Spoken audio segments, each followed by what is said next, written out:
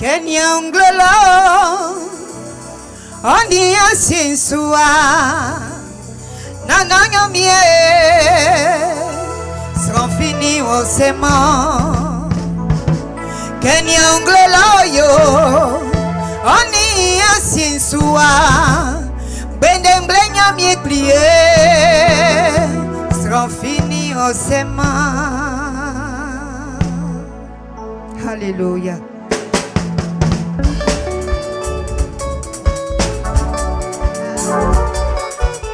La chanson que je chante dit que lorsque nous levons les yeux et que nous regardons dans le ciel, oh Éternel notre Dieu, nul n'est grand comme toi.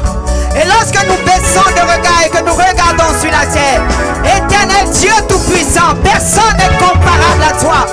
Seigneur, qui est comme toi? Seigneur, qui peut t'égaler? À toi seul soit la gloire, à toi la louange.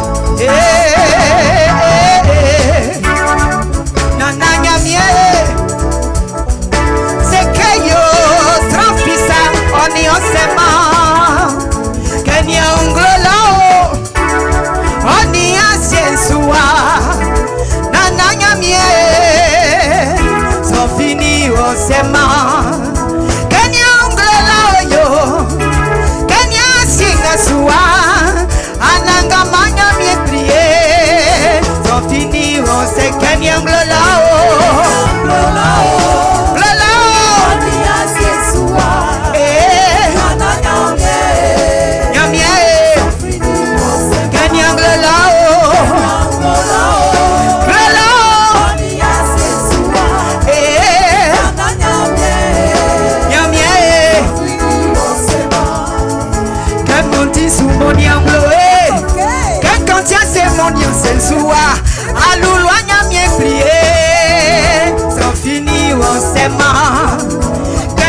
c'est mon ancien, qu'un menti sous mon yangloé, ben d'emblègne bien crié, sans finir au sec, un yanglolo.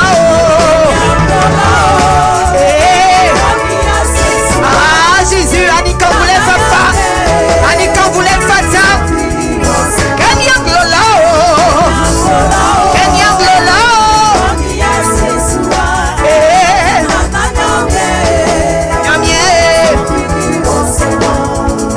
Sont finis on s'aimant, sont finis on s'aimant, sont finis on s'aimant, sont finis on s'aimant, c'est maé, c'est maé, sont finis on s'aimant,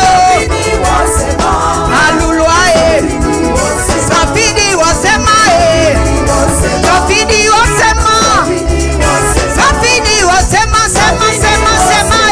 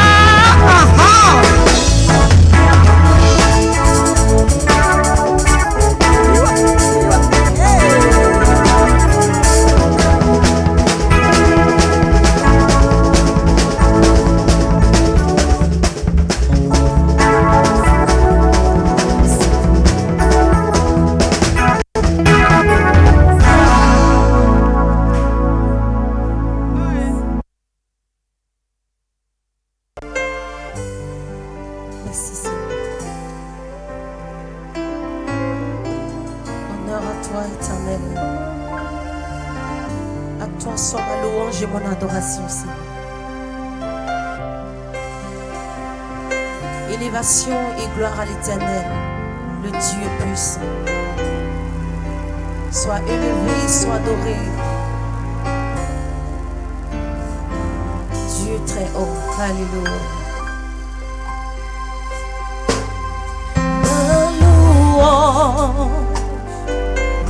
À l'Éternel, ma louange à l'Éternel. Quand je vois tes bontés dans ma vie, oh Jésus, ma louange est à l'Éternel.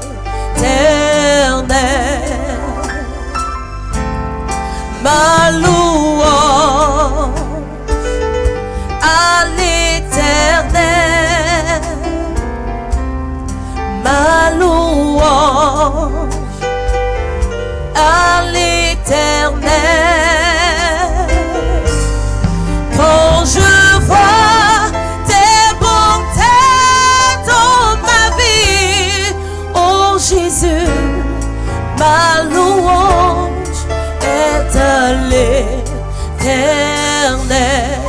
Ma louange est à l'Éternel. Oh, ma louange est à l'Éternel. Quand je vois tes bontés dans ma vie, Seigneur, oh Jésus, est à l'Éternel. Oui, quand je vois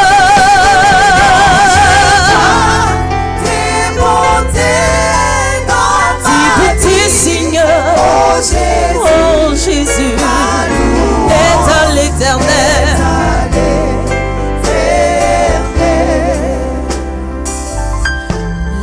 L'adoration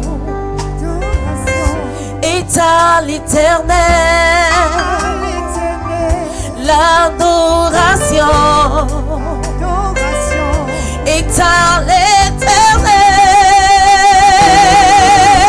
Quand je vois tes bontés dans ma vie, oh Yahweh, l'adoration est à l'Éternel. Quand je vois l'adoration de l'Éternel, je veux bénir le roi des rois. L'adoration est à l'Éternel. Oui, quand je vois tes bontés dans ma vie, oh Jésus, l'adoration est à l'Éternel. L'adoration est à l'Éternel. Jésus, tes bontés dans ma vie, l'adoration est à toi, est à l'Éternel.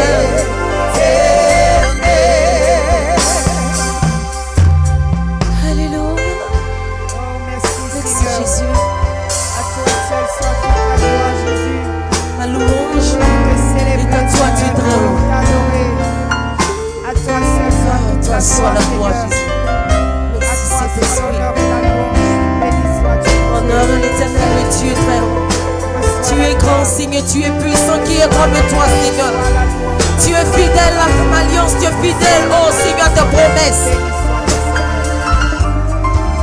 Alléluia.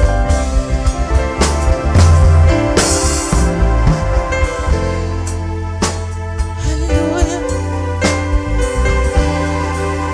Alléluia.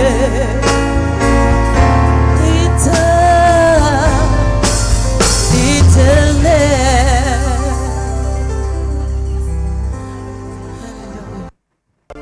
Soyez bénis, bien-aimés du Seigneur, que la paix et la grâce de l'Éternel, notre Dieu, soit avec vous au nom de Jésus-Christ de Nazareth.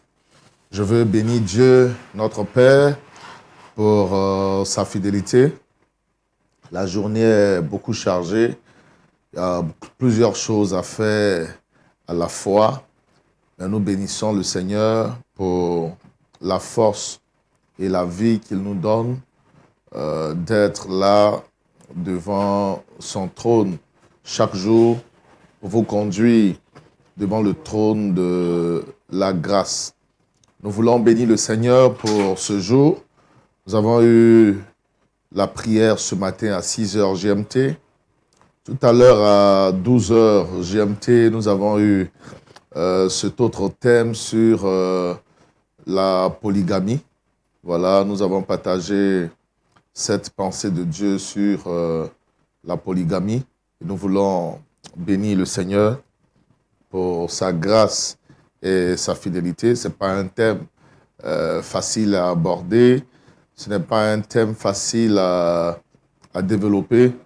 Mais Dieu nous a fait grâce et nous avons pu traiter le thème. Et nous espérons que vous tous qui avez suivi, vous avez été grandement bénis, richement bénis, au nom de Jésus-Christ de Nazareth. Gloire et honneur à Dieu. Et ce soir encore, nous sommes là, ça fait notre 3e programme. C'est vrai, il y a le confinement, il y a le repos, les gens sont confinés, mais le travail ne s'arrête pas. L'œuvre du Seigneur ne s'arrête pas, les choses de Dieu ne s'arrêtent pas. Je pense que même nous faisons un peu plus pendant cette période de confinement. Et nous voulons bénir le Seigneur, nous voulons le glorifier, nous voulons l'élever, nous voulons le magnifier. Ce soir encore, nous allons démarrer quelque chose de nouveau. C'est un enseignement, un thème sur la famille. Nous allons enseigner sur toute cette semaine ce thème important, la famille selon Dieu. Au niveau de l'église locale à Abidjan-Makori, chaque année, je reviens un peu sur le même thème parce que la famille est importante dans le programme de Dieu. La famille est très importante et l'ennemi aussi fait tout pour détruire les familles, pour désorganiser les familles, désorienter les familles. Mais nous bénissons le Seigneur pour sa fidélité.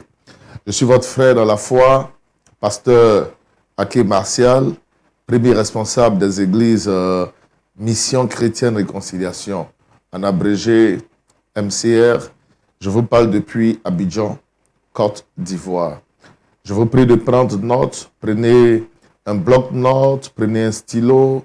Nous allons écrire, nous allons noter toute cette section. Nous parlerons depuis le choix du conjoint en passant par le mariage jusqu'aux enfants et aux parents. Ce sera un moment d'enseignement et de prière. Par la grâce de Dieu, aujourd'hui, nous allons poser les fondements et demain, par la grâce du Seigneur, nous allons pousser un peu plus. Je voudrais, avant d'aller dans le message, adresser encore mes salutations à vous tous, bien-aimés frères et sœurs dans la foi. Vous tous qui êtes connectés maintenant, vous tous qui nous suivez, vous êtes en Afrique, vous êtes en Europe, vous êtes en Asie, vous êtes aux États-Unis, au Canada, en Australie, où que vous êtes présentement, que la paix et la grâce du Seigneur, notre Dieu, vous soient communiquées abondamment au nom de Jésus-Christ de Nazareth. Et n'oubliez pas de prier pour nous, pour que Dieu nous rende forts, il nous fortifie, que chaque jour nous serons encore remplis d'énergie, de vigueur, pour nous tenir devant le trône de la grâce, pour vous dispenser droitement la parole de Dieu. Je dis bien droitement la parole de Dieu.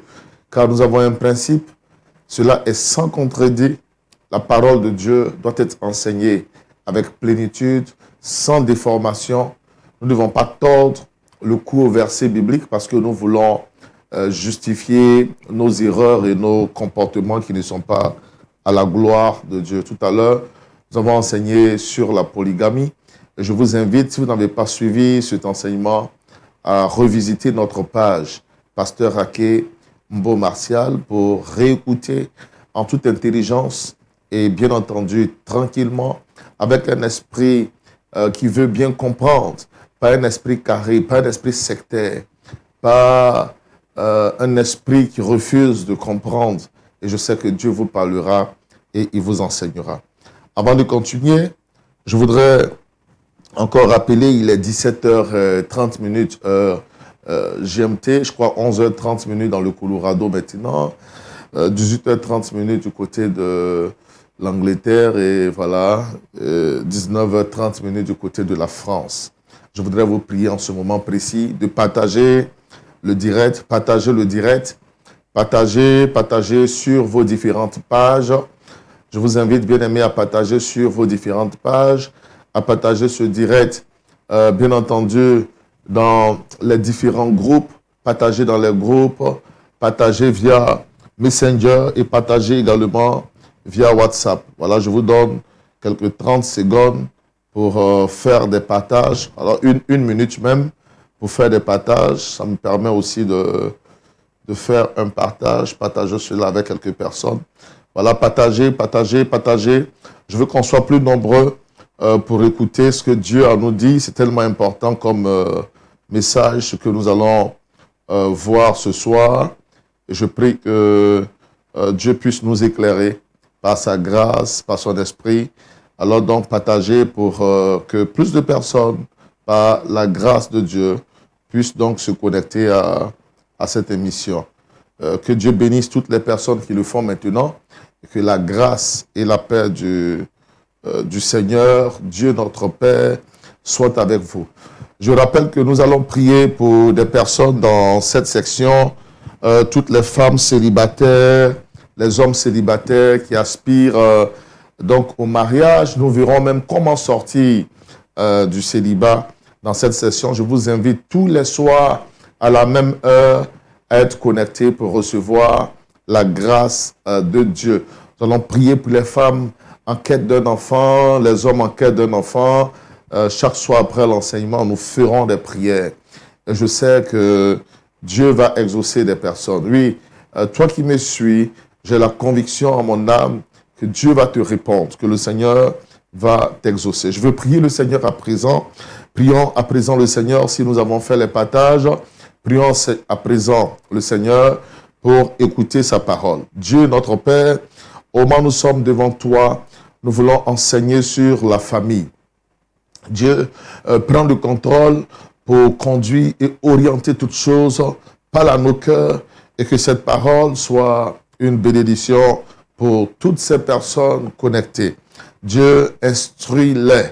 Permets que la parole parle à quelqu'un. Tu veux nous parler de la famille, du choix du conjoint, du mariage, du comportement, de l'attitude dans le mariage, Seigneur. C'est vrai, aujourd'hui, les foyers ne tiennent pratiquement plus, tellement d'incompréhension, de foyers brisés, de séparation, de troubles, de mésententes, de tristesse dans les familles, dans les maisons. Dieu, les enfants qui sont en déroute, oh, tu as un projet pour nous. Nous te confions tout, Dieu notre Père. Prends le contrôle et instruis-nous par ton esprit au nom de Jésus-Christ de Nazareth. Amen. Mesdames et messieurs, le thème sur lequel nous allons commencer donc à parler ce soir, c'est la famille selon Dieu. Alors, cela veut dire quel est le modèle de famille que Dieu a pour les hommes. Il est très bon toujours de se référer au Seigneur, de se référer à Dieu pour connaître le modèle divin, le modèle de famille que Dieu veut. La famille est tellement importante aux yeux de Dieu. C'est là que commence la bénédiction de Dieu dans la vie des hommes. Quand la famille est stable, quand la famille est bénie, ce sont les nations, ce sont nos régions, ce sont nos pays qui sont stables, qui sont bénis. Quand la famille en déroute est désorganisée, ce sont nos nations qui sont en déroute. Nos valeurs sont sont mises en veilleuse, sont abandonnées. Nos principes sont relâchés, sont laissés pour compte. La société se désorganise quand la famille n'est pas stable. C'est donc pourquoi la famille est, j'allais dire, le terrain privilégié du monde des ténèbres dans le combat spirituel. Le but de Satan, c'est de désorganiser les familles et d'amener les gens également, si vous voulez, à bâtir des familles, mais à bâtir de très mauvaises familles. Je voudrais vous le dire en toute objectivité, il y a des familles qui ont été mal constituées. Il y a des couples qui ont été mal constitués. Il y a des hommes qui ont raté les femmes de leur destinée. Il y a des femmes qui ont raté les hommes de leur destinée. Et tout cela aussi, c'est l'œuvre des ténèbres parce qu'il veut faire des mélanges. Vous empêcher d'expérimenter le bonheur, la grâce et la gloire que Dieu a pour vous et qu'il vous promet à travers le mariage, à travers la famille. La famille est tellement importante aux yeux de Dieu, bien-aimé, que lorsque nous regardons déjà en intro dans la parole de Dieu, on va voir que Jésus, il commence son ministère. Lorsque nous regardons en Jean le chapitre 2, on ne va pas lire, je vous explique juste, Jean chapitre 2, versets 1 à 11, ce sont les noces de Cana. Dans les noces de Cana, donc Jésus commence son ministère et le premier miracle que Jésus va opérer et manifester, ça ne sera pas à une cérémonie quelconque. Le premier miracle de Jésus, je voudrais qu'on regarde ce verset néanmoins. En Jean chapitre 2, pas tout le texte, mais juste le verset 11. Jean chapitre 2, verset 11, on verra que la Bible dit « Tel fut à Cana, en Galilée, le premier des miracles que fit Jésus. Il manifesta sa gloire et ses disciples crurent en lui. » Alors, l'eau transformée en vin, c'est le premier miracle de Jésus. Et ce premier miracle ne s'est pas passé sur des malades. Le premier miracle, ce n'était pas une résurrection de mort. Le premier miracle de Jésus, ce n'était pas la multiplication des pains et des poissons à une cérémonie quelconque. Mais la question que donc nous devons nous poser, pourquoi le premier miracle de Jésus n'a pas été une autre cérémonie qu'un mariage? C'est là que le premier miracle connu de Jésus, notre Seigneur, a été manifesté. Donc, c'est un message de Dieu. Vous savez, ce qui est premier est primordial. Ce qui est premier est essentiel. Ce qui est premier a du prix aux yeux de Dieu. Voici donc pourquoi, par exemple, les premiers-nés appartiennent à Dieu. Et que Dieu dit, je suis le commencement, mais aussi la fin. Parce que ce qui est premier est vraiment précieux aux yeux de Dieu. Donc, le commencement du ministère de Jésus et le premier des miracles qu'il va faire, c'est dans un mariage. Quel est le message de Dieu? Le message, Dieu veut montrer aux hommes la place importante qu'il accorde au mariage et à la famille. Ainsi dit donc, évidemment, lorsque nous parlons de la famille commence toujours par le couple. C'est deux personnes, un homme et une femme qui se mettent ensemble et ensuite qui ont des enfants. Donc l'homme, la femme et les enfants constitueront donc la famille. Donc nous passons du couple à la famille. C'est très important. L'homme, la femme, ensuite les enfants qui viennent. Donc c'est la famille. C'est donc pourquoi dans l'organisation de la famille, il y a un ordre de priorité. En tête, Dieu place l'homme. Juste après l'homme, dans l'ordre de priorité, vous avez l'épouse ou la femme et au troisième niveau, troisième échelon, vous avez les enfants. C'est l'ordre de priorité établi par Dieu en ce qui donc concerne évidemment la famille. Bien aimé. Et donc, le couple, selon le modèle divin du mariage, c'est un homme et une femme. Et quand Dieu, au commencement de toutes choses, il crée l'homme, Dieu dit ceci, qu'il n'est pas bon que l'homme soit seul. Et ça, c'était le projet de Dieu. Dieu dit, il n'est pas bon que l'homme soit seul. Et Dieu dit, je lui ferai une aide semblable. Genèse chapitre 2, verset 18. Je voudrais qu'on regarde Genèse chapitre 2, verset 18. L'Éternel Dieu dit, il n'est pas bon que l'homme soit seul. Je lui ferai une aide semblable à lui. Une aide semblable à lui. Une aide comme lui, mais de sexe différent. Parce que quand Dieu fait toutes choses, on regarde très bien. En Genèse 1, on va voir Genèse chapitre 1, verset 26 à 28, que le modèle de Dieu pour le couple, ce n'est pas un homme qui épouse un autre homme, comme on le voit aujourd'hui dans plusieurs nations. Et vous savez par exemple que du côté de l'Afrique du Sud, le premier pays en Afrique à avoir légitimé, régularisé le mariage homosexuel. Ce n'est pas le mariage, ce n'est pas le couple homme avec un homme, ce n'est pas le couple une femme avec une autre femme. Ça, ce sont des déviations. Ça, ce sont des erreurs, des déviations démoniaques. Ce sont les œuvres de l'ennemi. Qu'un homme épouse un autre homme et qu'une femme épouse une autre femme. Ce n'est pas le modèle divin. Ce n'est pas également le mariage entre un homme et un animal. Ça, ce n'est pas le modèle divin. Le modèle divin du mariage, on le découvre en Genèse, le chapitre 1, versets 26 à 28, quand Dieu décide de faire l'homme. Et je voudrais là-dessus donc lire cette séquence des Écritures. Genèse chapitre 1, versets 26 à 28. Puis Dieu dit, faisons l'homme à notre image, selon notre ressemblance, et qu'il domine sur les poissons de la mer, sur les oiseaux du ciel, sur le bétail, sur toute la terre et sur tous les reptiles qui rampent sur la terre. Verset 27.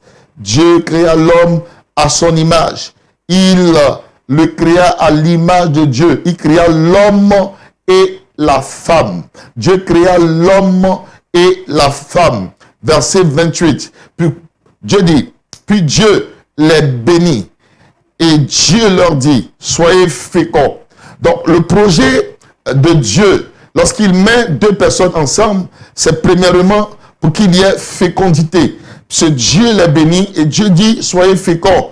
Or, un homme qui épouse un homme, vous savez évidemment qu'il ne peut pas avoir de fécondité. Dans certains pays développés aujourd'hui, qu'est-ce que les gens font? Les gens adoptent. Un homme épouse son frère homme, son ami homme, et ils vont adopter un enfant. C'est vraiment une déviation. C'est vraiment, j'allais dire, la perte de la logique, la perte de la raison. C'est vraiment, je dis, devenir à la limite comme des animaux. Frère, que d'agir ainsi, qu'un homme puisse aller épouser un autre homme. Or, dans le projet de Dieu, Dieu bénit l'homme et la femme et Dieu dit, soyez féconds. Donc, dans le plan de Dieu, le mariage doit conduire à la fécondité.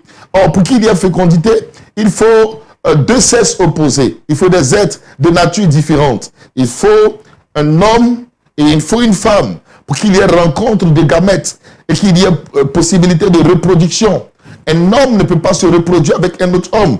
Puisque Dieu dit, soyez féconds. Regardez avec moi. Genèse 1. Focalisons-nous sur le verset 28. Genèse 1, verset 28. Dieu les bénit et Dieu leur dit, soyez féconds, multipliez, remplissez la terre. Donc si un homme épouse un autre homme, il ne peut pas avoir de multiplication. Comment rempliront-ils la terre? Si une femme épouse une femme, il ne peut pas, bien aimé, avoir de multiplication. Comment rempliront-ils la terre? Comment rempliront-elles, la terre?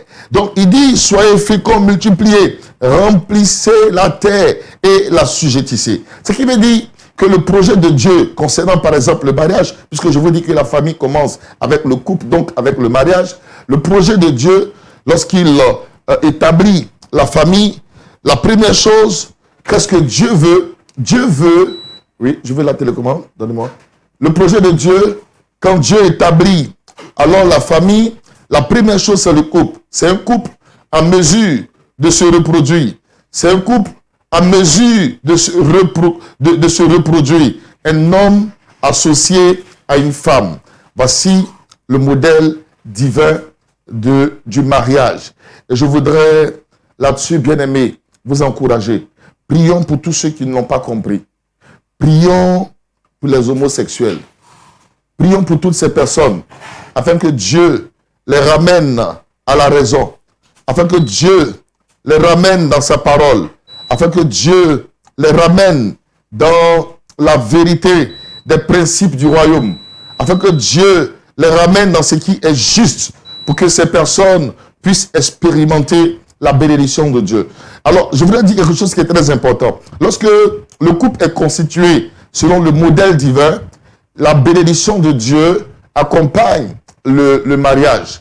accompagne le mariage. Puisque Dieu, lorsque l'homme et la femme sont mis ensemble, la Bible dit Dieu les bénit. Mais en fait, le nom dit, l'implication est que quand un homme se met avec un autre homme, puisqu'ils vont maintenant contre l'ordre de Dieu, de la fécondité, de la multiplication, en fait, ils attirent sur leur vie, pas la bénédiction, mais la malédiction.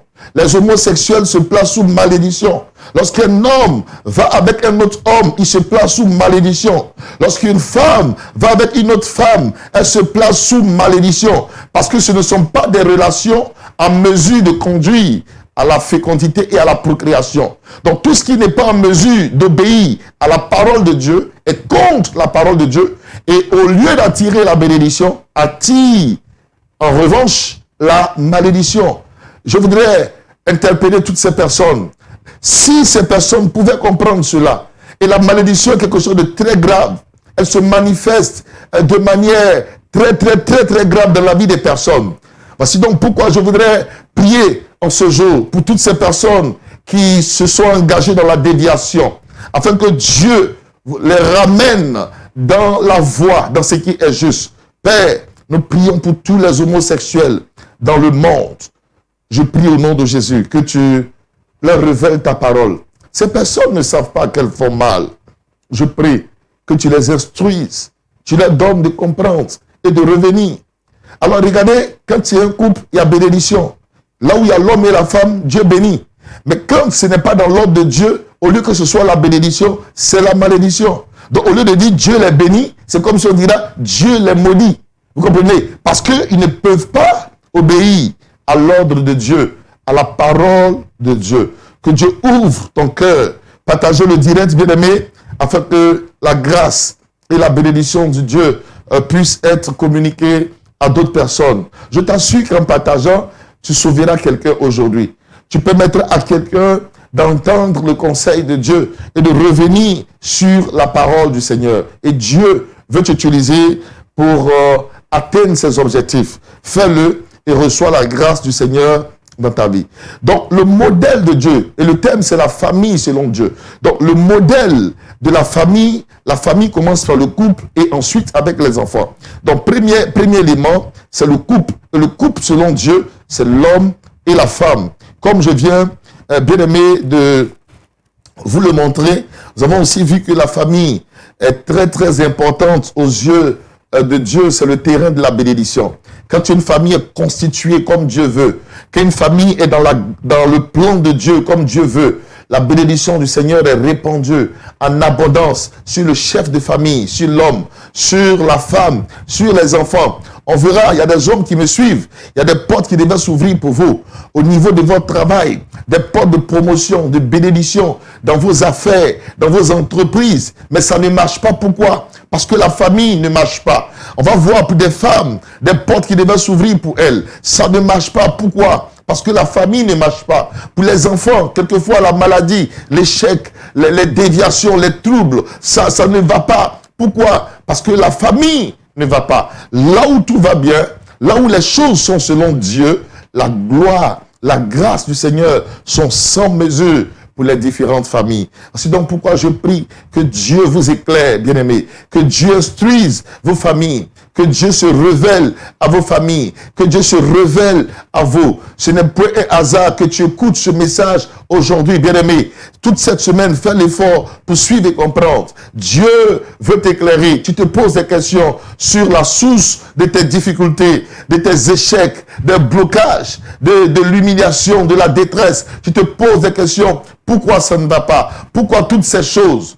Je veux t'amener à comprendre. La famille, lorsqu'elle marche bien, tout marche bien. Quand la famille ne marche pas bien, beaucoup de blocages et de positions, évidemment, viendront sur le chemin de votre héritage, le chemin de votre destinée. Alors, ayant montré que la famille est très importante aux yeux de Dieu, nous découvrons que Dieu dit dans sa parole, puisque la famille est si importante, qu'il n'est pas bon que l'homme soit seul. Il n'est pas bon que l'homme soit seul. Un homme qui est seul, c'est un homme qui n'est pas totalement équilibré. Il y a quelque chose qui lui manque. C'est comme une voiture qui a 4 roues, mais qui roule avec 2 roues, 3 roues, je ne sais pas quelle magie. Il y a quelque chose qui manque. Dieu dit, il n'est pas bon que l'homme soit seul. Que ce message soit pour toi la pensée de Dieu, la voix de Dieu qui te parle, pour t'amener à t'engager. Parce que tu es en train de prendre de l'âge et tu penses que tu es toujours un enfant et tu ne prends pas de résolution pour bâtir une famille. Tu ne peux pas aller toujours de relation en relation. Un moment dans la vie, il faut te stabiliser, il faut bâtir quelque chose. Bien-aimé, tu m'écoutes, tu es en train de prendre de l'âge et c'est à toi que je parle. Jusqu'à quand est-ce que tu continueras cette vie de désordre?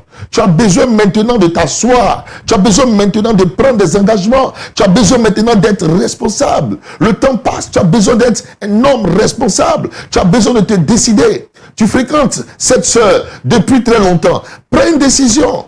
Prends la décision de l'épouser. Tu es avec une femme depuis des temps et vous vivez ensemble. Mais prends la décision de régulariser la relation. Régularise. Tu ne peux pas vivre comme ça avec une femme. Régularise ta relation. Régularise pour que la grâce de Dieu, la bénédiction du Seigneur puisse venir pleinement dans votre vie.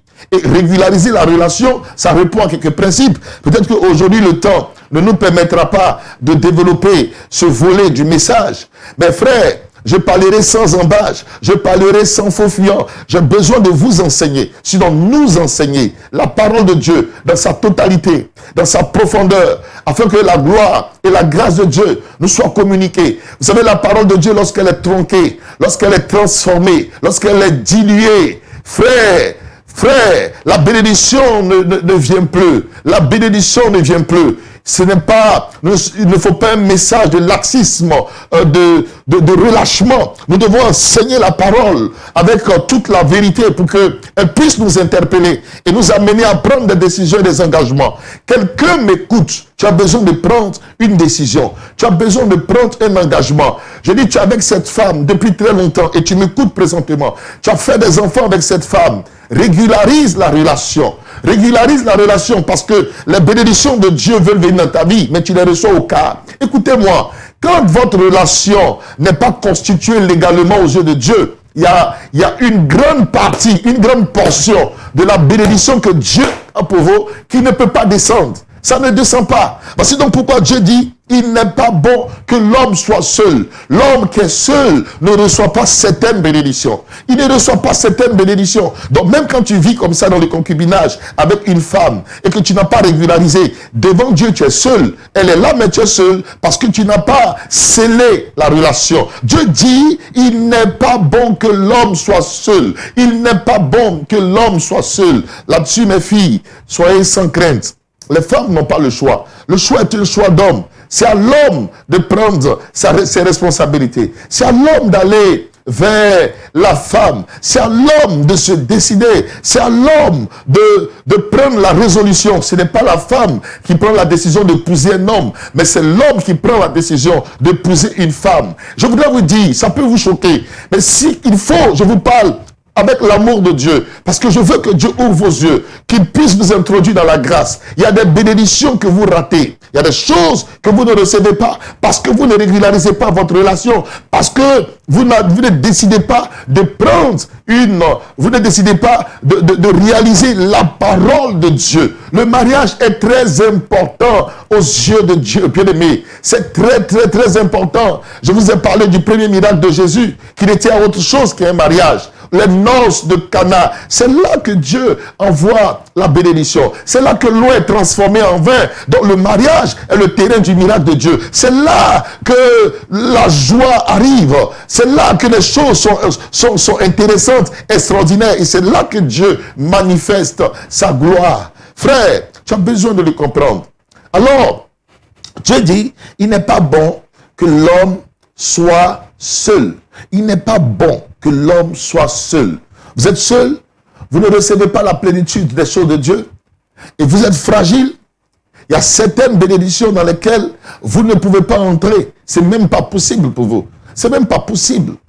Frère, la nature même nous enseigne, le monde, je pourrais ainsi dire, dans la vie sociale de tous les jours. Regardons un peu. Il y a des positions dans des entreprises, dans des sociétés, dans le gouvernement et dans le monde. On ne peut pas vous les confier si vous n'êtes pas marié. Ce n'est pas possible. Tant que vous n'êtes pas marié, il y a des postes de responsabilité qu'on ne peut pas vous confier. Parce qu'un homme qui n'est pas marié, il n'est pas stable. Regardez, quelquefois, même quand vous partez à l'ambassade, l'une des conditions pour avoir le visa, on va vous demander, est-ce que vous êtes marié? Chaque fois que je fais une demande de visa, que ce soit pour l'Europe ou ailleurs, je vais toujours ajouter le certificat de mariage. J'ajoute les extraits de naissance des enfants. Donc quand les gens voient, ils voient que je suis un homme sérieux, un homme stable. On se dit que cet homme-là, il est sérieux, il est stable. Il ne peut pas fuir. Frère, ce n'est pas une question de fournir des dossiers avec beaucoup d'argent. Il y a des gens qui ont fourni des dossiers à l'ambassade avec des centaines de millions, on leur a refusé le visa. Mais on regarde, est-ce que tu es une personne crédible? La crédibilité se mesure quelquefois par ton engagement, ta position, ta responsabilité. Qui es-tu? Tu as 40, 50 ans en tant qu'homme et tu es toujours encore en train d'hésiter. Tu ne prends pas une décision pour te marier à cet âge-là. Tu as besoin, écoute-moi bien aimé, à quel moment, je te pose la question, soyons francs, à quel moment? Mais tu ne peux pas faire 2 ans chaque année avec, chaque 2 ans tu changes des filles. Mais, et puis, c'est quoi cette vie de désordre? Mais Dieu ne peut pas te faire voir sa gloire dans ces conditions. Je te parle en toute franchise, bien aimé, pour que la parole de Dieu t'interpelle et que tu comprennes ce que Dieu veut pour toi. Donc le monde même ne peut pas vous faire confiance quand vous n'êtes pas engagé, quand vous n'êtes pas stable, quand vous n'êtes pas décidé, quand vous n'êtes pas bâti, quand vous n'êtes pas équilibré. Ce sont des conditions. Frère, souvent quand vous partez à l'ambassade, que vous n'êtes pas marié, on ne vous donne pas le visa parce qu'on dit que vous allez fuir. Un homme qui n'est pas marié, il peut fuir facilement. Il n'a pas d'engagement, il n'est lié à aucune personne. Il n'est pas lié à une femme, il n'est pas lié à des enfants. Mais on se dit que quand vous avez une femme, que vous êtes quand même sérieux et fiable, alors vous ne pouvez pas fuir. Donc c'est une condition qui parle en votre faveur quand vous faites les demandes de visa. C'est important. Et le monde est ainsi. Vous avez besoin d'être équilibré. Vous avez besoin d'être bâti. Dieu dit, Dieu qui t'a fait, ce n'est pas moi qui t'ai créé, mais c'est Dieu. Il dit, il n'est pas bon que l'homme soit seul. Ça ne dépend pas de vous, mes filles. Parce que je sais que si ça dépendait de vous, il y a plusieurs qui m'écoutent, il y a longtemps vous serez mariés. Mais ça ne dépend pas de vous. Ça dépend de ces hommes. Des hommes qui sont autour de vous, qui ne prennent pas leurs responsabilités. Des hommes hésitants. Des hommes qui ne s'engagent pas véritablement. Des hommes qui jouent avec le sentiment des femmes. Ils ne savent pas, ils ne prennent pas de décision. Ils sont légers, ils sont hésitants. Des hommes qui calculent, qui cherchent l'intérêt. Non, non, mais arrêtez ça, frère. Arrêtez ça. Vous savez, à force de chercher la femme parfaite, tu ne la trouveras pas. Parce que toute femme a en elle une perfection et des erreurs. Et quelquefois, Dieu te parle, il te parle. Je parle à ces hommes qui me suivent ce soir. Tous les hommes qui me suivent présentement, si vous êtes en concubinage avec des femmes et vous avez des enfants avec ces femmes, je vous encourage. Ne laissez pas terminer l'année 2020. Prenez une décision aujourd'hui. Aujourd'hui est le jour de la décision. Aujourd'hui, pendant que vous me suivez, c'est le jour de la décision. Régularisez cette relation. Allez à la mairie. Officialisez cette relation devant les parents et à la mairie. Je reviendrai certainement peut-être là-dessus un autre jour par la grâce de Dieu, peut-être demain ou dans la suite de l'enseignement. Ce n'est pas trop le point d'aujourd'hui. Je veux vous encourager. Mes filles, ça ne dépend pas de vous. Continuez de prier pour que ces hommes-là s'engagent, pour que ces hommes se décident. Ils se décident enfin. Ils se décident enfin. Prends une décision. C'est le temps. C'est le temps Kairos pour toi. Prends une décision. Prends une décision, prends une décision. Maintenant, bien-aimé, je parle aux hommes, parce que les femmes, ça ne dépend pas de vous. N'allez pas voir un homme pour lui dire, viens m'épouser. Ne le faites pas, mes filles.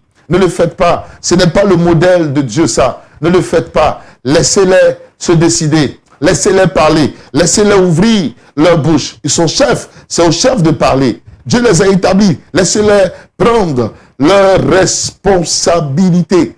Laissez-les prendre leurs responsabilités. Ils ont de l'âge, laissez-les agir. Donc Dieu dit, il n'est pas bon que l'homme soit seul. Et puis le mariage, comprenez, donc dans la constitution de la famille, nous sommes au point 1. Le mariage rend plus fort l'homme et la femme. Regardez avec moi en Ecclésiaste au chapitre 4. Ecclésiaste chapitre 4, versets 9 à 12.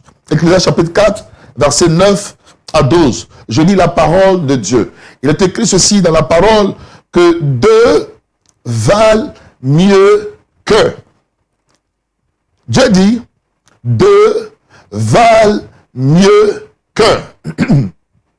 Qui sont ces deux? c'est l'homme et la femme. Allons dans la suite.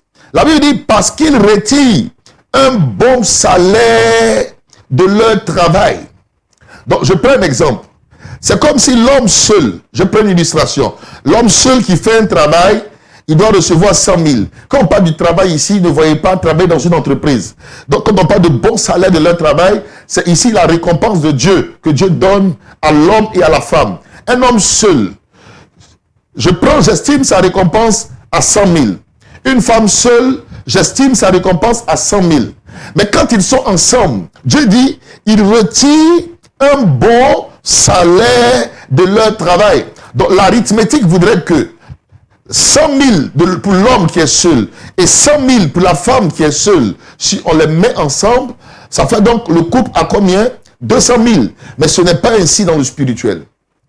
L'homme qui est seul qui a 100 000, la femme qui est seule qui a 100 000, lorsqu'ils s'associent, ça ne fera pas 200 000, mais ça fera au moins 1 million. Ça fera 500 000 et plus, 1 million et 2 millions et plus. C'est donc pourquoi Dieu dit, deux valent mieux qu'un. Pourquoi? Parce qu'ils retirent un bon salaire de leur travail. Quand tu es seul, la bénédiction peut venir, mais elle n'est pas pleine, elle n'est pas totale. La plénitude de la bénédiction divine, vous la recevez pas en dehors du mariage. Si vous voulez avoir la plénitude de la bénédiction divine, entrez dans le mariage. Mais alors, c'est là que justement nous allons enseigner, parce que le choix du conjoint est très important. Pour avoir la plénitude de la bénédiction, c'est dans le mariage. Et le diable sait. Donc il ne vous laissera pas entrer dans le bon mariage, parce que la plénitude de la bénédiction que vous devez recevoir dans le mariage, si vous faites un faux mariage, au lieu que ce soit la plénitude de la bénédiction, ça sera la plénitude des histoires, des tensions, des incompréhensions et de la tristesse. Voici donc pourquoi faites très attention et suivez cet enseignement, afin que Dieu puisse vous instruire, ouvrir vos yeux, ouvrir vos cœurs. Nous avons besoin d'être instruits, bien-aimés. Deux valent mieux qu'un. Ecclésiaste chapitre 4, verset 9. Parce qu'ils retirent un bon salaire de leur travail. Verset 10. Car s'ils tombent, leur relève son compagnon. Mais malheur à celui qui est seul et qui tombe, sans avoir un second pour le relever. Tu as besoin de quelqu'un dans la vie pour te relever. C'est très important. Verset 11. De même, si deux couchent ensemble, ils auront chaud. Mais celui qui est seul, comment aura-t-il chaud? Verset 12. Et si quelqu'un est plus fort qu'un seul, les deux peuvent lui résister.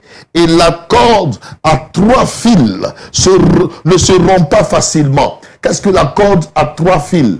Monsieur, madame, le Saint-Esprit avec vous, c'est la corde à 3 fils. La corde à un fil se rompt facilement.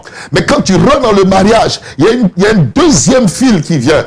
Et le troisième fil, voilà pourquoi le Seigneur dit, là où 2 ou 3 sont assemblés, je suis au milieu d'eux. Donc, dans le mariage, Dieu n'a jamais réellement dit, je suis avec celui qui est vraiment... Quand on est assemblé, là, c'est au moins 2. C'est vrai que dans les moments difficiles, nous sommes seuls, Dieu nous soutient. Ce n'est pas de ça que je veux parler. Mais je veux dire que c'est quand nous sommes assemblés, c'est quand nous sommes ensemble, c'est là que Dieu envoie la bénédiction et la vie pour toujours.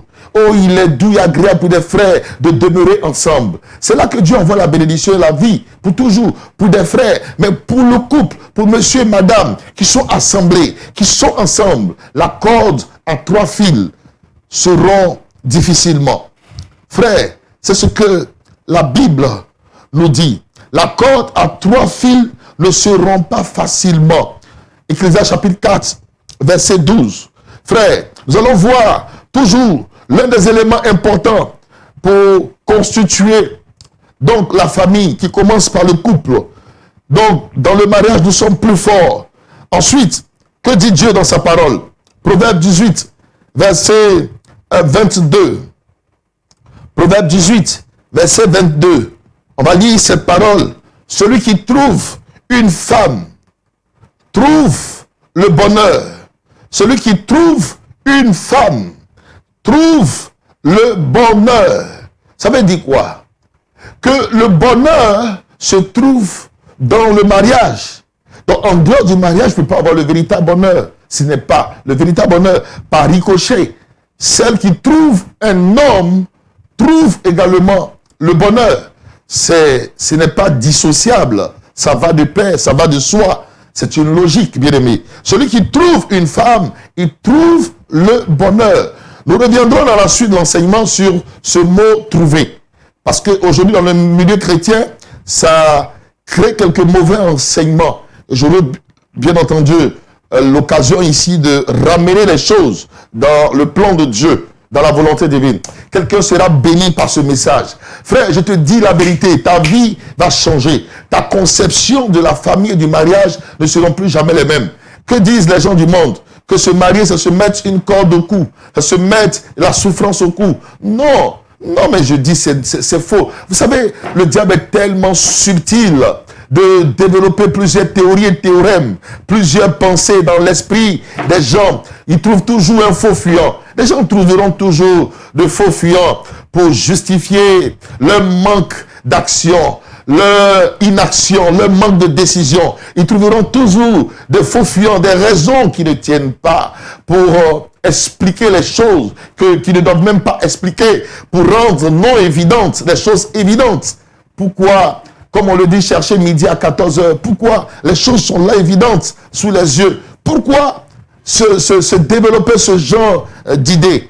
Nous aurons l'occasion, bien entendu, de parler de tout cela dans le message. Donc, vous ne pouvez pas trouver le bonheur selon Dieu dans le mariage, en dehors du mariage. Vous ne pouvez pas trouver le bonheur selon Dieu en dehors du mariage.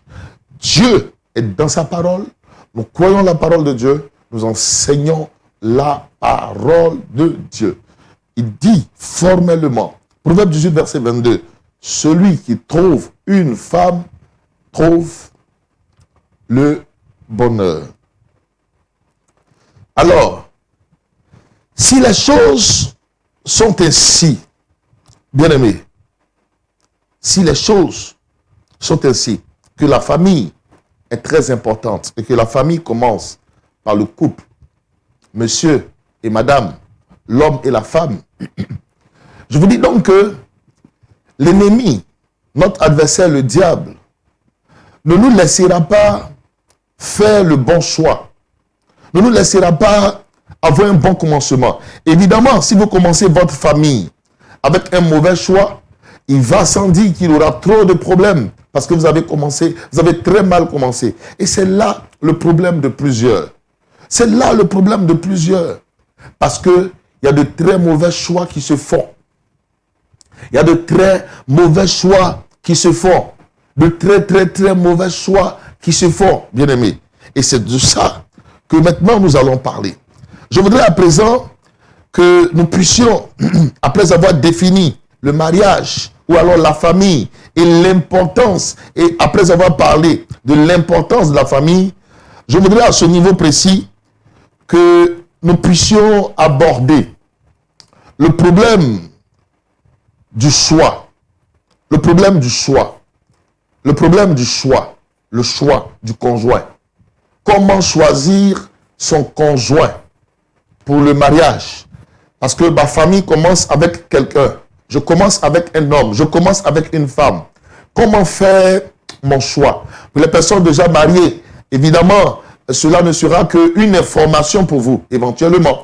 Mais il y aura d'autres aspects qui vous toucheront plus directement quand nous arriverons dans le couple lui-même, où nous traiterons les différents aspects concernant le mariage en profondeur, bien aimé. Mais le problème du choix, il est fondamental. Je vous dis que à 90%, ou même pas 90%, mais dans la majorité des cas, l'ennemi s'efforcera à tout faire pour vous amener à faire un mauvais choix. Oui, parce qu'il sait que si vous faites un bon choix, vous verrez la gloire de Dieu dans votre vie. Donc, il faut absolument réussir la mission de vous amener à faire un mauvais choix. Alors, nous allons voir. Dans le choix du conjoint, il y a ce qu'on appelle les mauvais fondements et les bons fondements. Comment choisir son conjoint? Il y a les mauvais fondements et il y a ce qu'on appelle les bons fondements. J'ai essayé de numérer quelques mauvais fondements. La liste n'est pas bouclée. On peut encore ajouter dans cette liste. Mais c'est juste une indication. Pour introduire les mauvais fondements. Et nous allons voir que les mauvais fondements sont nombreux. Et malheureusement, ces mauvais fondements sous-tendent plusieurs mariages, motivent plusieurs dans le choix de leur conjoint. Les mauvais fondements sont nombreux, sont pluriels et ils soutiennent, ils sous-tendent plusieurs mariages. Ils sont à la base de plusieurs unions. Les mauvais fondements, les mauvais fondements, les mauvais fondements, les mauvais fondements. La liste n'est pas bouclée.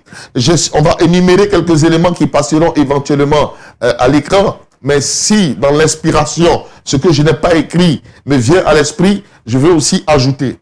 Pour cela, je voudrais qu'on regarde dans le livre de Psaumes, le chapitre 11, le verset 3. Psaume chapitre 11, verset 3. Nous allons lire la parole de Dieu. Le choix du conjoint. Comment choisir son conjoint? Partagez le direct, s'il vous plaît, bien-aimés. Partagez pour que quelqu'un qui est en train de prier, quelqu'un qui veut faire un choix maintenant, puisse vraiment être orienté par Dieu. Voilà, partagez. Je demande à tous les vainqueurs de partager, comme je vous ai montré comment on partage le direct. Envoyez sur vos pages, envoyez via Messenger, via WhatsApp, à des amis dans les groupes également. Psaume le chapitre 11, le verset 3. On va lire la parole de Dieu. On peut voir le verset à l'écran maintenant, si possible. Suivez avec moi. Je lis la parole du Seigneur. J'espère que vous avez quelque chose pour noter tout ce message, tout cet enseignement. Lisons la parole. Quand les fondements sont renversés, le juste, que ferait-il?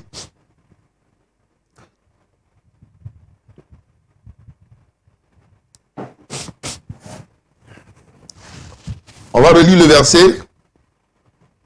Quand les fondements sont renversés, le juste, que ferait-il? Alors écoutez-moi, bien-aimés. Le juste, c'est qui? Le juste, c'est l'homme, la femme qui croit en Dieu, qui a reçu Jésus-Christ comme Seigneur et Sauveur et qui a décidé de marcher selon sa parole. Ainsi, il y a plusieurs de nos sœurs, de nos filles qui ont toujours marché dans la crainte de Dieu et tout ce qu'elles demandaient, c'était de bâtir un foyer. Mais aujourd'hui, qui ne comprennent pas tout ce qu'elles sont en train de vivre. Donc la Bible dit, quand les fondements sont renversés, ce n'est pas le fait que tu sois juste là qui fera que ta vie de mariage sera comme Dieu veut. Ce n'est pas ce qui te donnera un mariage heureux, épanoui, béni. Un mariage dans lequel il y a du bon vin, non. Mais il dit quand les fondements sont renversés. Si les fondements, qu'est-ce que le fondement? Le fondement, c'est la base. C'est comment est-ce que le choix s'est fait. Si le commencement n'a pas été bon, qu'est-ce que le juste fera? Tu es juste, mais tu vas payer le prix. C'est comme une maison que vous décidez de construire. On vous parle du soubassement. On vous demande de laisser sécher le béton un certain temps. Vous êtes pressé, vous ne voulez pas. Et rapidement, vous construisez la maison. Vous ne prenez pas les briques réglementaires. Vous ne respectez pas les choses, le matériel à acheter parce que c'est cher. Vous prenez un matériel à vil prix et vous faites comme ça. Mais évidemment, à la première pluie, la première tornade, au premier grand vent, la maison va s'écrouler. C'est ainsi qu'on voit ici, en Côte d'Ivoire, on a vu plusieurs immeubles s'écrouler, des maisons s'écrouler en temps de pluie. Tout est une question de fondation. Les fondements, les fondements, les fondements. Si les fondements ne sont pas bons, si dès la base, comment est-ce que c'est fait le choix? Si la base n'est pas bonne, le juste, que ferait-il? Oui, voici donc pourquoi il y a deux types de fondements. Il y a les mauvais fondements et puis il y a les bons fondements. Parlons ce soir et nous terminerons avec les mauvais fondements. Et par la grâce de Dieu, éventuellement, demain, on va développer et continuer avec les bons fondements et éventuellement autres aspects. Quels sont les mauvais fondements dans le choix d'un conjoint? Les mauvais fondements dans le choix d'un conjoint. Premier mauvais fondement. J'ai essayé de citer quelques-uns. Il y en a plusieurs, mais je veux juste vous donner une indication. La solitude. Qu'est-ce qui te pousse à t'engager dans le mariage avec cet homme ou avec cette femme? Est-ce que parce que tu te sens seul? Et malheureusement, c'est parce que certaines personnes se sentent seules, qui ont besoin de quelqu'un dans leur vie. Vous avez besoin de quelqu'un dans votre vie, pas parce que réellement le mariage vous dit grande chose, mais vous vous sentez seul. Le sentiment de solitude. Et le sentiment de solitude, lorsqu'il est là, évidemment, tout ce qui peut combler la solitude, vous prendrez. Et c'est plus tard que vous réaliserez que, justement, ce choix n'était pas bon. Donc, on ne bâtit pas un couple parce que je me sens seul. Donc, regardez, chaque fois que vous voulez vous engager dans une relation avec quelqu'un, essayez de vous éprouver pour voir, est-ce que je veux m'engager avec cette personne? Est-ce que je laisse entrer cette personne dans ma vie parce que je me sens seul? Si c'est la solitude, alors vous êtes sur le chemin d'un mauvais fondement. Deuxième mauvais fondement, l'âge. Il y a des hommes et des femmes qui décident un jour de se marier à cause de leur âge. Non, aujourd'hui j'ai 30 ans, j'ai 40 ans, donc je suis vraiment trop âgé, il me faut rapidement quelqu'un. Donc l'âge ouvre la porte également à la précipitation. C'est paradoxal, vous êtes âgé, mais vous avez besoin de quelqu'un dans votre vie. L'âge. Vous vous trouvez que vous avez pris de l'âge. Vous savez, dans la vie de l'homme, il y a plusieurs temps. Il y a le matin de l'homme, il y a le midi de l'homme, et puis il y a le soir de l'homme. Il y a certaines de nos sœurs aujourd'hui qui sont désespérées par rapport à leur âge. Écoutez-moi, je voudrais vraiment vous dire, mes filles, il y a des choses qui ne dépendent pas de vous. Et vous n'êtes pas aussi malheureuses que de ne pas être mariées. Je voudrais que vous puissiez faire confiance à Dieu. Ça ne dépend pas de vous. C'est Dieu qui fait grâce. Vous comprenez? Donc, ce n'est pas à vous d'acheter le mariage. Ce n'est pas à vous d'acheter un homme. Non, parce que malheureusement, il y a des hommes qui sont achetés. Il y a des hommes qui vivent avec des femmes. Mais vous avez été achetés. Ce n'est pas de l'amour, ça c'est pas un mariage. C'est un mariage acheté. Et ça, vous ne pouvez pas avoir la bénédiction de Dieu comme il faut. Parce que là, la personne a déjà eu ce qu'elle voulait. Frère, l'âge, est-ce que vous décidez de vous marier à cause de votre âge? Ce ne doit pas être la raison. L'âge ne doit pas être ici la chose qui vous pousse au mariage. Parce que si c'est l'âge, le fondement, alors n'est pas bon. Vous êtes encore dans un mauvais fondement. Et vous ne ferez pas les choses selon Dieu. Vous ne ferez pas les choses selon Dieu. Et c'est toujours relatif. Quelqu'un dira, j'ai 30 ans, je suis déjà trop vieille. Un autre dira, j'ai 30 ans, je suis déjà trop vieux. Quelqu'un d'autre dira, mais moi j'ai 40 ans, je suis encore jeune. Un autre dira, non, j'ai maintenant 50 ans, je suis trop vieux. Il me faut maintenant m'engager dans une relation. Vous voyez, mais il ne faudrait pas que ce soit l'âge. Parce qu'on ne se marie pas à cause de l'âge. L'âge, si vous faites un mariage, un choix à cause de l'âge, vous voulez surtout, j'allais dire, satisfaire votre famille, votre entourage, ces hommes et ces femmes autour de vous qui se posent des questions sur le pourquoi vous n'êtes pas marié jusqu'à présent. Et à cause donc de votre âge, vous voulez donc prendre rapidement un homme ou une femme. Donc l'âge vous pousse à prendre tout ce qui se présente à vous. L'âge, lorsque l'âge est avancé et que vous trouvez que vous avez plus de l'âge, c'est comme celui qui a vraiment faim. Quand vous avez tellement faim, quelquefois la sauce est très salée, elle est très épicée, mais vous ne vous rendez pas compte de cela. Vous mangez, et puis à un moment, quand vous commencez à être rassasié, et puis vous dites, ah, la sauce, il y a beaucoup de sel. Et puis la personne qui a préparé vous dit, c'est maintenant seulement que tu sais qu'il y a beaucoup de sel. Mais évidemment, il était affamé. Le ventre affamé trouve que tout ce qui entre en lui est doux. Vous comprenez? Le ventre affamé prend pour du caviar, ce qui même n'est pas précieux, ce qui n'est pas doux. Vous comprenez? Et ça, c'est un principe. Donc l'âge ne doit pas être ici la chose qui vous pousse au mariage. Si c'est le cas, vous allez sur un mauvais fondement. Troisième chose, l'appartenance à un pays ou à un groupe ethnique ou à une langue. Vous rencontrez un homme, Vous êtes aux États-Unis ou en Europe. Vous êtes du Congo. Et puis vous le rencontrez, il est aussi congolais. Ah oui, ça c'est mon frère congolais. Oui, si on se marie entre congolais, c'est bon. Non. Ce n'est pas une affaire de pays. Comme il est congolais comme moi, ça va marcher. Non, je suis ivoirienne. Comme il est ivoirien comme moi, ça va marcher.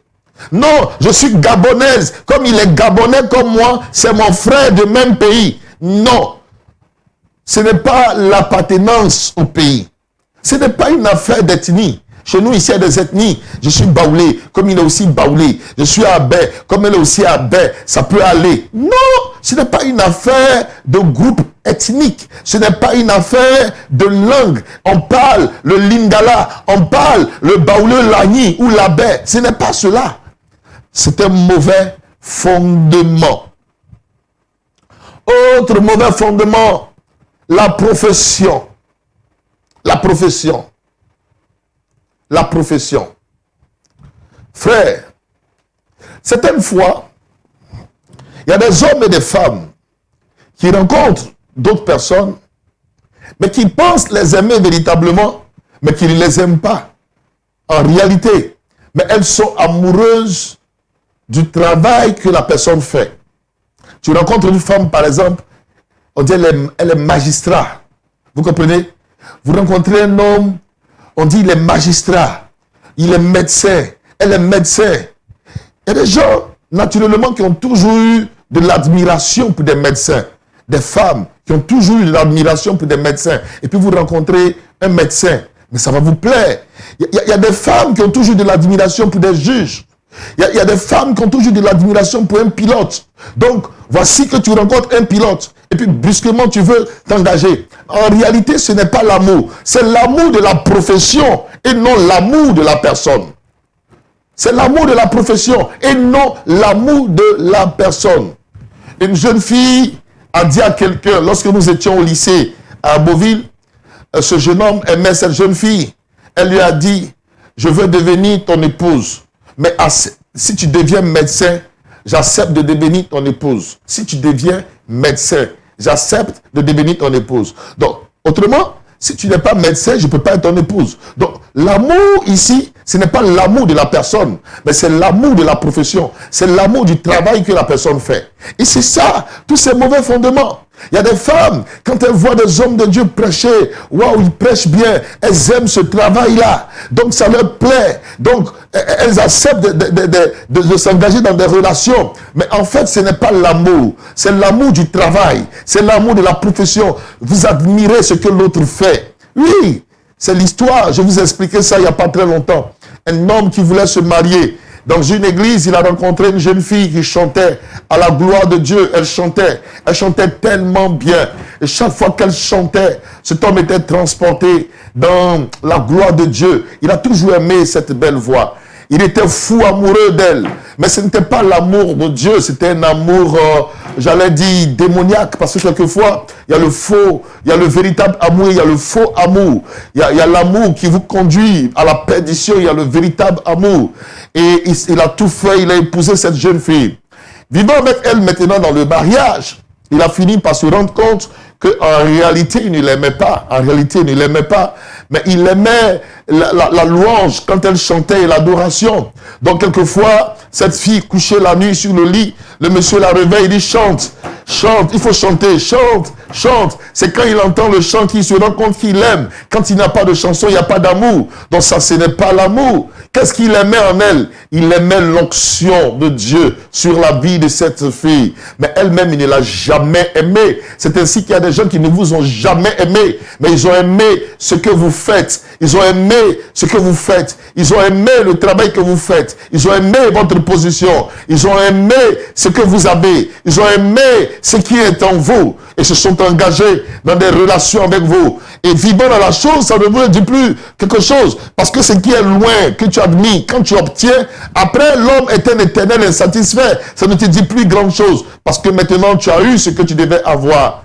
Donc, la passion que tu avais, l'amour que tu avais pour cette personne, tu te rends compte chaque jour ça diminue, ça disparaît. Chaque jour ça s'en va, chaque jour ça s'en va. Mais pourquoi? Parce qu'en fait, tu ne l'as jamais aimé.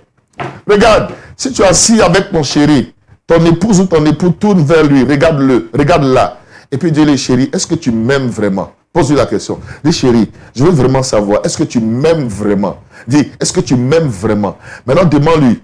Avant que je lui donne la bonne réponse demain, demande-lui pour qu'on voit. Qu'est-ce qui te pousse à m'aimer, chérie? Qu'est-ce qui te pousse à m'aimer? C'est quoi? Pourquoi tu m'aimes? Dis-moi, chérie, pourquoi? Pourquoi tu as de l'amour pour moi? Pourquoi tu veux être avec moi? Je veux savoir. C'est quoi qui fait que tu veux être avec moi?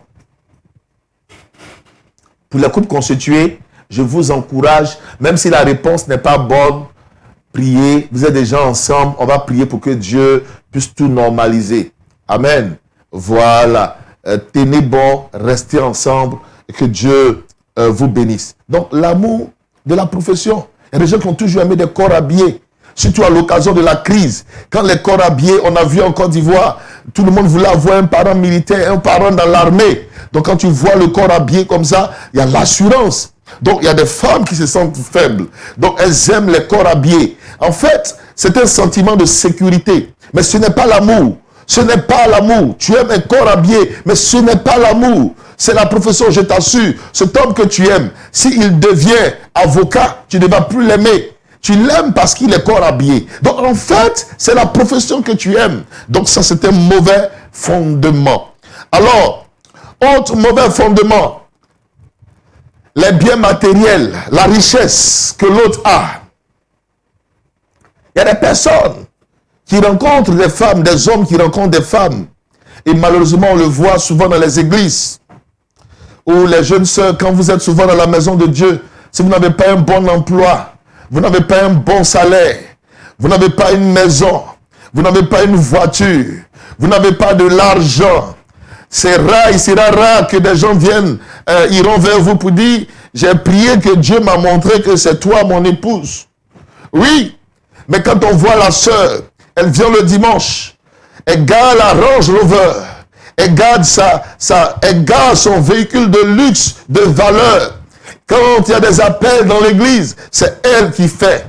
Waouh! Les songes et les révélations sur cette sœur seront nombreux. Dans l'église, plusieurs frères verront que cette sœur-là est leur épouse. Oui, plusieurs viendront te dire que c'est toi le plan de Dieu pour moi. Mais ce n'est pas l'amour. Je voudrais vous dire, n'ayez plus cette Range Rover, n'ayez plus cette maison, n'ayez plus ces biens.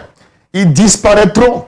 Parce que malheureusement, plusieurs ne sont pas sincères. Il y a des gens qui calculent pour entrer dans des relations, pour entrer dans des mariages. Si je suis avec celui-là, j'aurai telle chose. Si je suis avec celle-là, je peux avoir telle chose. Je peux avoir ceci. Si je me mets avec lui-là, je peux avoir mes papiers, je peux avoir ceci. Ce n'est pas l'amour. Ce n'est pas l'amour. Ça, c'est un mauvais fondement. C'est un mauvais fondement. C'est un mauvais fondement. Ce sont des calculs. Et ça, ce n'est pas de l'amour. Donc, les fondements là ne sont pas bons. Mauvais fondement.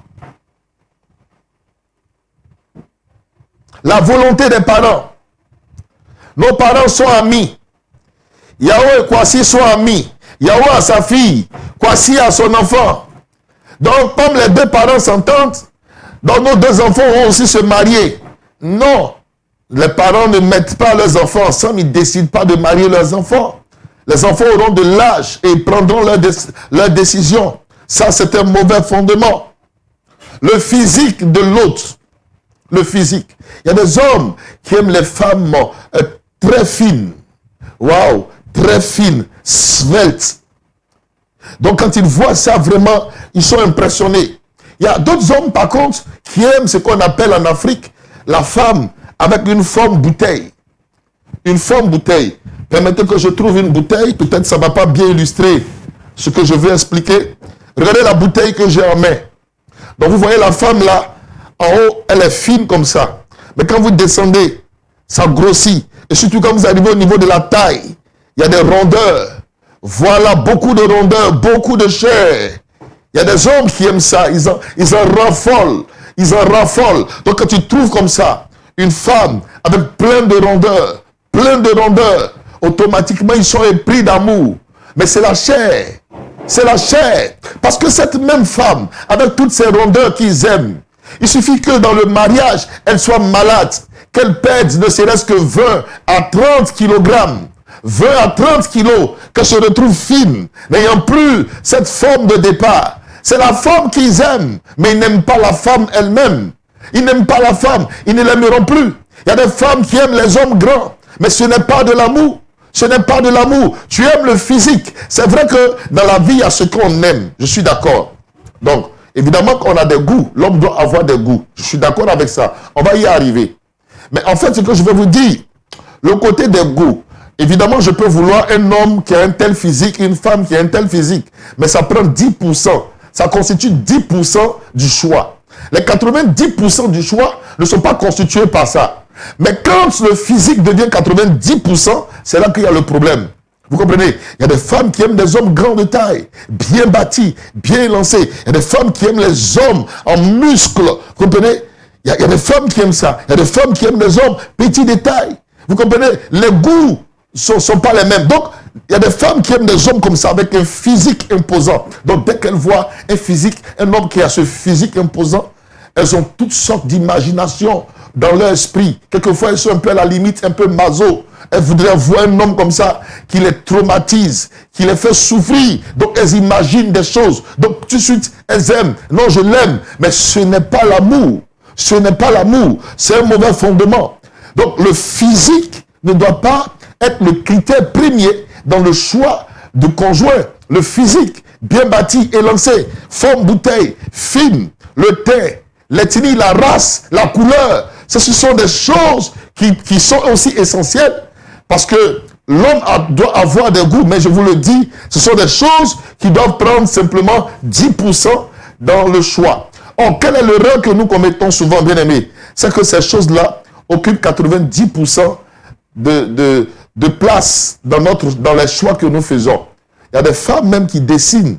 Je vois des enseignements où les gens disent qu'il faut dessiner le type de mari que tu veux. Dessine et puis présente-le à Dieu. Tu n'as rien à dessiner. Dieu a déjà tout dessiné avant que toi-même tu ne naisses. Tu n'as rien à dessiner. Avant que tu ne naisses, Dieu a déjà dessiné. Donc comment connaître, comment faire le bon choix? C'est ce que je vous montrerai demain. Donc faites attention. Et plusieurs qui m'écoutent, vous allez voir que ce sont des erreurs sur lesquelles nous avons bâti. Ce sont des erreurs qui ont sous-tendu vos choix. Ce sont des erreurs qui étaient à la base des choix que vous avez eu à faire dans des relations. Voici donc pourquoi les choses ne marchent plus. Parce que quand tu rentres dans le foyer, tu oublies un moment le physique, hein.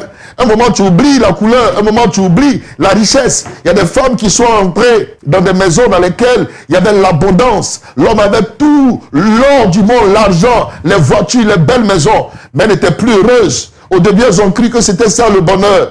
Après, elles ont trouvé qu'elle n'était même plus heureuse. Elles ont dû s'amouracher du jeune gardien qui est devant la maison, qui reçoit à peine, il n'a même pas le 10e de ce que le mari a, de ce que le grand boss a. Ce jeune vigile qui est à la porte, qui ne peut rien leur donner. C'est finalement, elles se sont amourachées de celui-là, ou du chauffeur, du patron. Pourquoi? Parce qu'elles ont cru que c'était l'amour. Elles ont le confort, tout le confort, l'argent dans le compte bancaire, mais elles ne sont pas heureuses. Ces choses-là ne font pas le bonheur, bien-aimé, dans le mariage. Voici donc pourquoi je voudrais qu'on comprenne. Vous savez, le bonheur dans le mariage, c'est autre chose. C'est autre chose. Je voudrais que tu comprennes cette parole de Dieu. Le physique. Mauvaise orientation ou mauvais fondement. Mauvais fondement. La souffrance. Il y a des gens qui s'engagent dans un mariage parce que non, je souffre trop. Non, mes frères souffrent trop. Ma famille souffre trop. Non, si je vais me mettre avec cet homme-là ou avec cette femme pour que la souffrance de la famille prenne fin. Ce n'est pas toi qui vas arrêter la souffrance de la famille. C'est Jésus. C'est le Seigneur. Non. Non. En te mettant avec cette personne pour que la souffrance s'arrête. Tu te livres, tu te vends. Il n'y a pas d'amour. Tu ne seras pas heureuse. Tu ne seras pas heureux. Parce que ce n'est pas ça le mariage. Ce n'est pas ça le mariage. Quelqu'un m'écoute, tu n'es pas heureux dans ta relation. Une femme me suit présentement. Tu n'es pas heureuse dans ta relation. Tu n'es même pas heureuse dans ta relation. Tu as tout ce qu'il faut. Mais tu n'es pas heureuse, femme. tu n'es pas heureuse. Et c'est la vérité, je te dis. Tu n'es pas heureuse. Tu es triste. Dans ce foyer, tu es triste. Tu n'es pas heureuse. Tu n'es pas heureuse. Simplement parce que tu as cru que ce serait le mariage parfait. Des illusions aujourd'hui.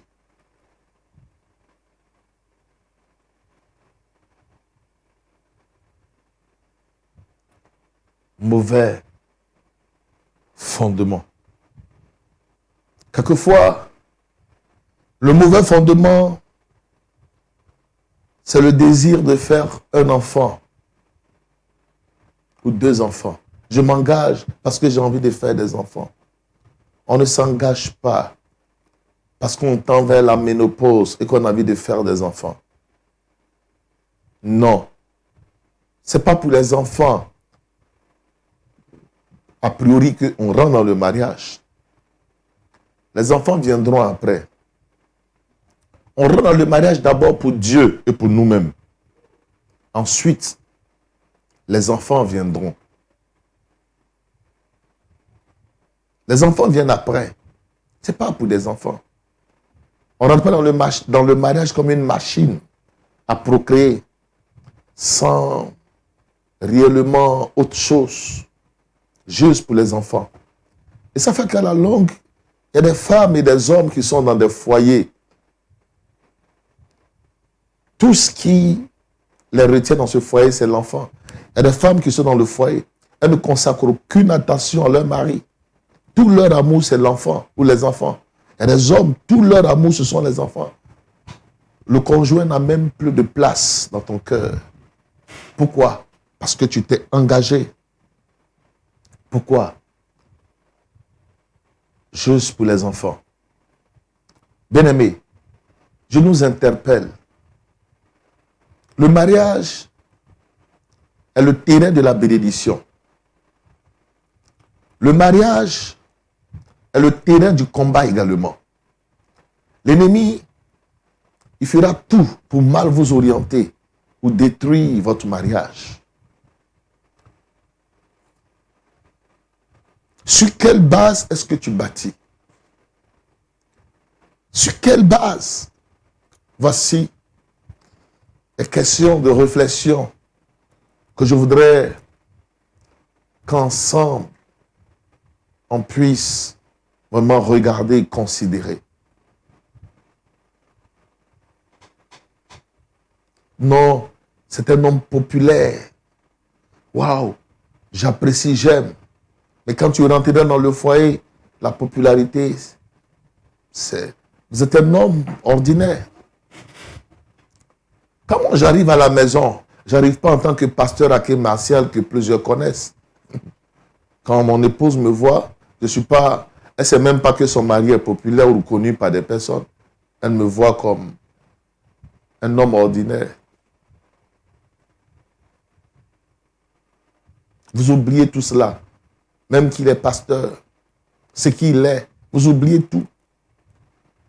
C'est quand vous n'êtes pas encore ensemble que vous voyez tout ça.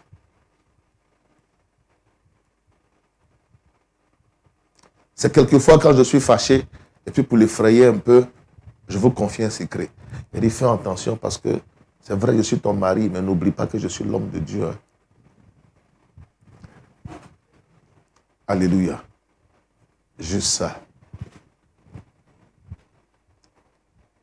Pour elle, c'est son mari. Elle n'a pas épousé l'homme de Dieu. Elle a épousé Aké Martial. Frères et sœurs, les mauvais fondements sont légion. Il y a encore plusieurs autres choses que je puis vous dire. Mais nous ne faisons qu'introduire l'enseignement. Demain, nous allons continuer. Je vous donne rendez-vous demain à 17h GMT. Soyez nombreux parce que nous ne faisons que commencer. Il y a tellement de choses que nous allons comprendre dans cet enseignement.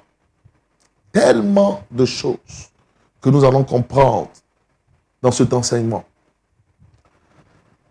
17h GMT demain. 11h, heure du Colorado. 18h, heure de l'Angleterre. 19h, heure de France. Soyez au rendez-vous. Le thème, la famille selon Dieu. Nous ne faisons que introduire. Il y a beaucoup de choses à voir. Aujourd'hui, c'est l'introduction. Mais durant les séances, nous irons en profondeur. Nous ferons des prières stratégiques. Aujourd'hui, comme c'est l'introduction, on ne va pas vraiment prier. Je vais juste vous recommander à la grâce de Dieu. Durant les autres jours, nous passerons aussi des moments dans la prière. Je vous invite à poser la main droite sur la tête là où vous êtes. Je vous invite à poser la main droite sur la tête là où vous êtes. Dites avec moi, Éternel, mon Dieu,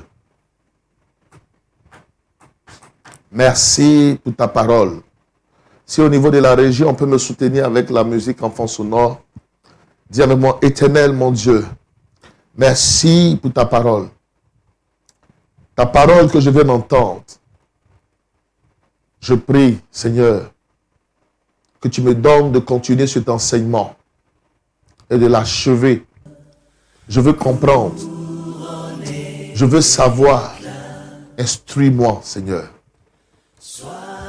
Les personnes qui sont dans un mariage doivent aller en 30 secondes élever la voix pour demander au Seigneur de restaurer le bonheur et la paix dans votre maison, dans votre foyer, dans votre mariage, dans votre famille.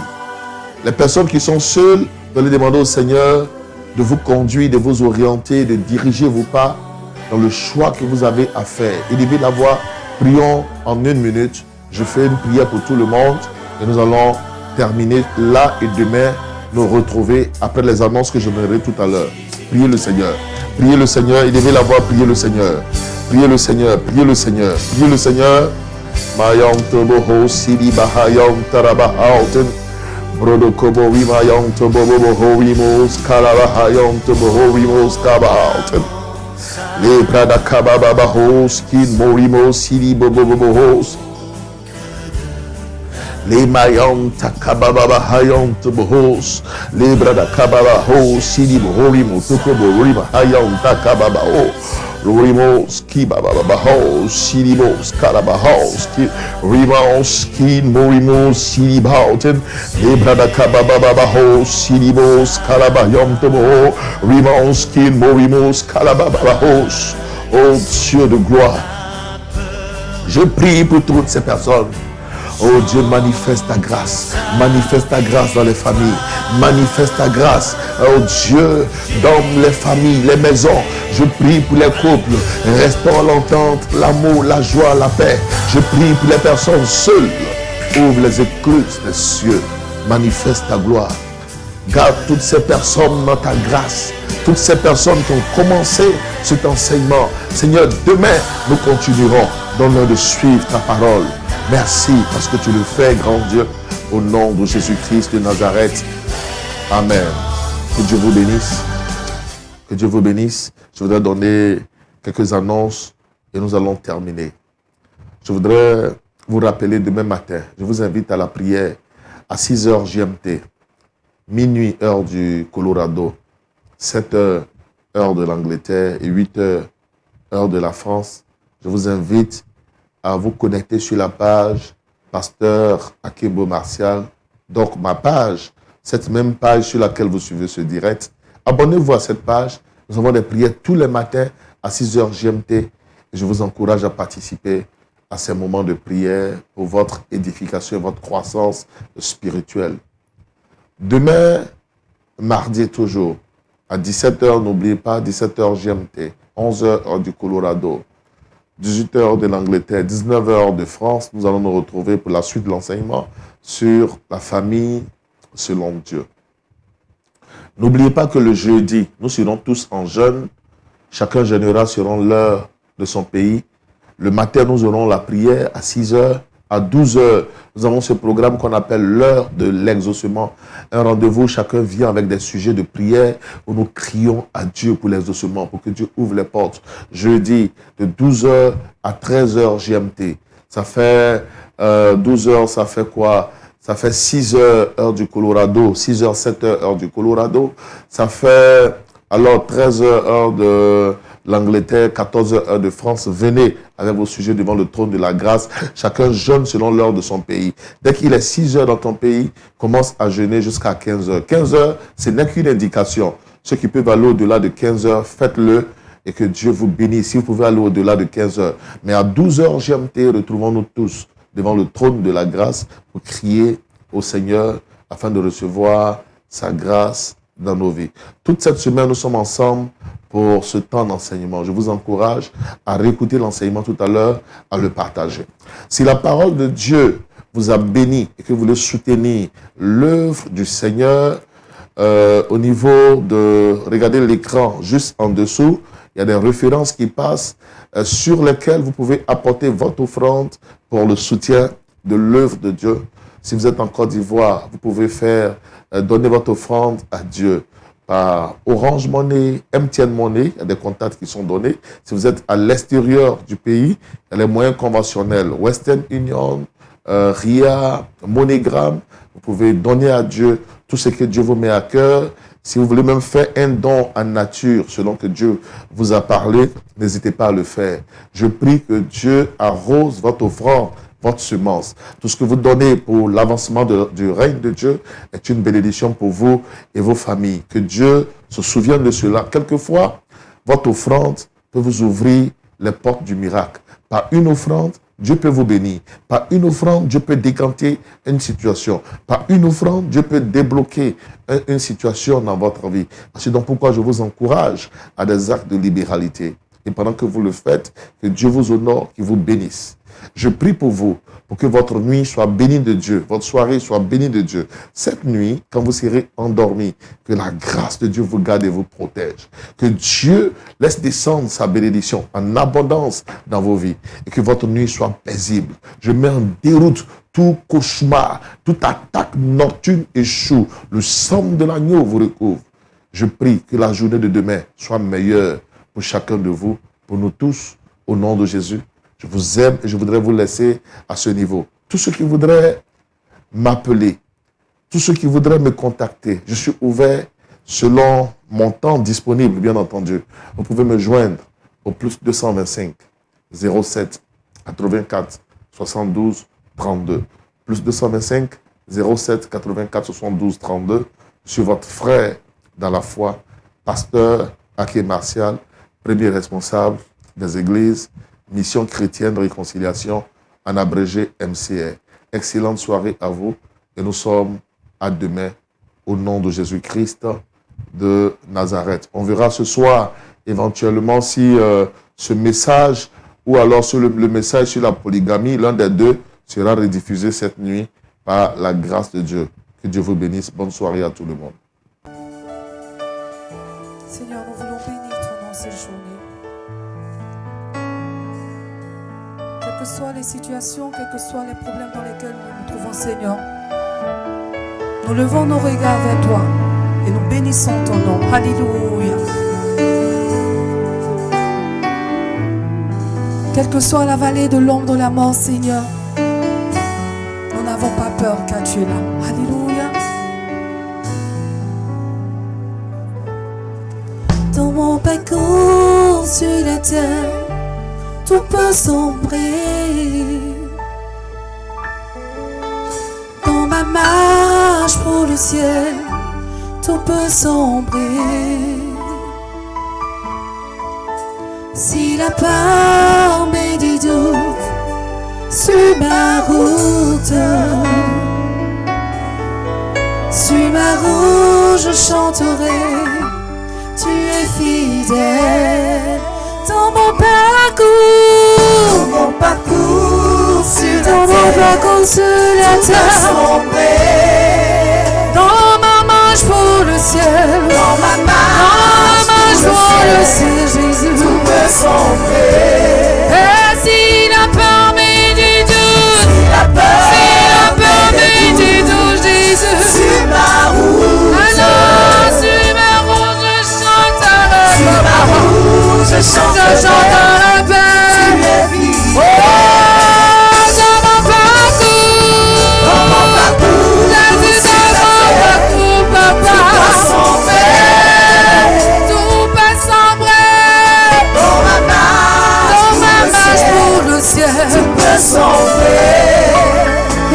la peur me dit tout, si la peur me dit tout, papa. Alors sur ma route je chanterai, sur ma route je chanterai. Oh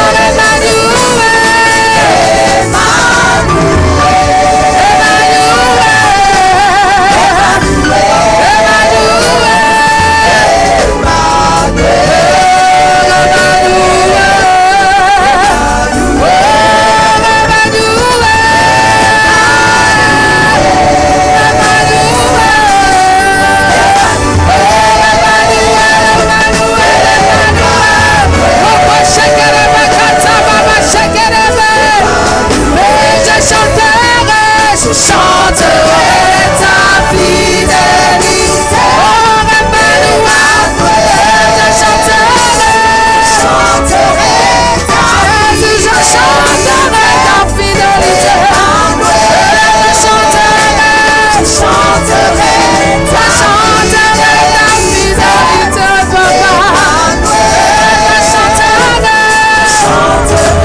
chanterai ta fidélité.